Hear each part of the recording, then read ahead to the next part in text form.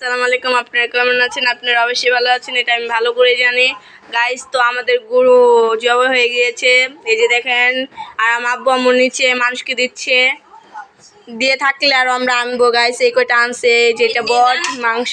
Guys, আমার বোন কোনো সময় এগুলো ধরেই নাই। গাইস, সত্যি কথা বলতে আমার বোন এগুলো একদম সহ্য করতে পারে না গন্ধটা। কিন্তু এখন কি হবে, জামার বাড়ি যা শিখেছে, এটা কিছু করার নেই।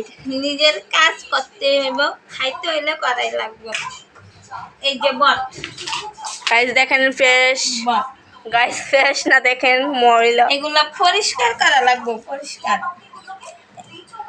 আমার হাত নোংরা হয়ে গিয়েছে। গাইস, এই যে আমি একটা মাংস, পরিষ্কার করবো যে এই মাংসটি থাক। গাইস আমি একটা মাংস আপনাদেরকে দেখাই, ফ্রেশ একদম। দেখেন গাইস, আপনারা খেতে চাইলে অবশ্যই আমাদের বাসায় এসে পড়বেন। আমাদের বাসা হলো রান্না করব।